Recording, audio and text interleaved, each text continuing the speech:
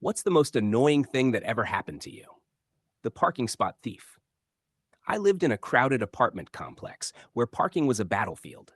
Each unit technically had one reserved spot, but with visitors, roommates, and the occasional mystery car, finding an open space was often a test of patience and luck.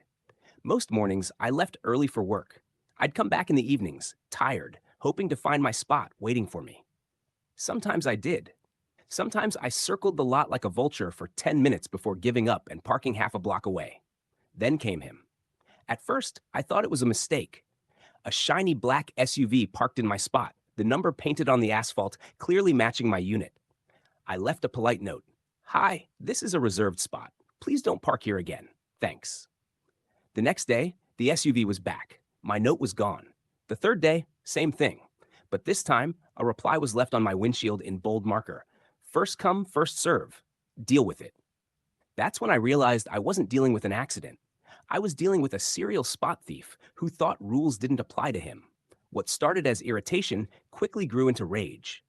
Every night, I trudged half a block home carrying groceries, laundry, or just my worn out self while his SUV sat smugly in my rightful space. I knew I had to do something. The first logical step was to talk to him. Confrontation wasn't really my style, but I figured maybe, just maybe, he was the kind of guy who'd back off if someone stood their ground.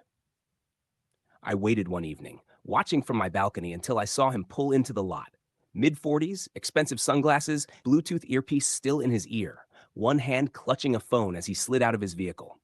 He had that air about him, like he thought the world should part like the Red Sea for his convenience. I walked down and approached. Excuse me, I said, trying to sound neutral. You've been parking in my spot. It's reserved for my unit. He barely glanced at me, smirking. It's just a parking spot. Right, but it's mine. Number 42 belongs to my apartment. I pay for it. He shrugged. Parking's tight. First come, first serve. You snooze, you lose. My fists clenched, but I kept my voice even. That's not how it works. You have your own spot. This one isn't yours. He chuckled, already turning away. Good luck enforcing that. And just like that, he was gone. That night, I parked half a block down again, stewing in my car before heading inside. I tried the apartment manager next. Surely someone had the authority to step in. But the manager just sighed when I explained. We've had complaints about him before. Technically, yes, the spots are assigned. But unless we catch him in the act or tow his car, there's not much we can do. So tow him, I pressed. She shook her head. Tow companies won't always come for one-off disputes. They need a pattern of violations. And honestly, she lowered her voice. He's a lawyer, likes to threaten people with legal action. Most tenants give up. Perfect. Just my luck. From then on, it became a daily battle. Sometimes I'd get home early enough to claim my spot first. Other times, his SUV was already squatting there. He even started smirking at me when we crossed paths, like it was a game he was winning. One Friday evening, after circling the block for 20 minutes and finally cramming my car into a questionable space by a fire hydrant, I came back to find a ticket on my windshield. Meanwhile, his SUV sat comfortably in my spot. That was the night I stopped playing nice. I spent the weekend digging. If he was a lawyer, maybe he was used to bullying people with words. But everyone has weaknesses.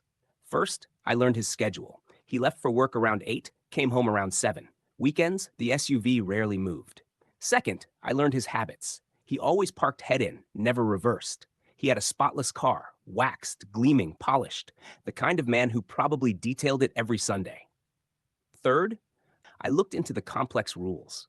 Turns out, repeated violations could result in towing if there was documented proof. The manager wasn't entirely wrong. They wanted evidence. Evidence I could provide. I started snapping photos every time he took my spot. Dates, times, his license plate, my spot number visible in the frame. I built a folder on my phone labeled The Thief. But I wasn't just planning to hand it to the manager. No, I had something more creative in mind. The first part of my plan was harmless but satisfying. One night, I parked across the lot and waited until the complex was quiet. I crept over to his SUV with a stack of sticky notes and carefully plastered them across his windshield in thick, overlapping layers. In bold marker, I wrote, "This is not your spot." When he came out the next morning, coffee in hand, Bluetooth earpiece already blinking, I watched from my window as he stopped dead in front of his car. He yanked the notes off one by one, growing angrier by the second. He looked around the lot, probably trying to spot the culprit, but no one was watching, except me, grinning behind my blinds. It wasn't enough, but it was a start. After the sticky notes, I escalated. One evening, when he parked in my spot again, I let the air out of his front passenger tire. Not slashed. Just let the valve hiss until it sagged into the pavement. The next morning, he stomped around the lot on his phone, swearing loudly as he struggled with a pump. I sipped my coffee on the balcony, savoring every curse word that floated up to me. Another time, I sprinkled a handful of birdseed across his hood.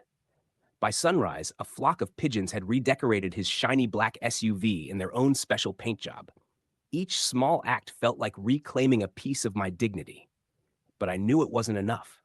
He wasn't going to stop. I needed something bigger. The idea came to me when I saw a tow truck in the neighborhood one afternoon.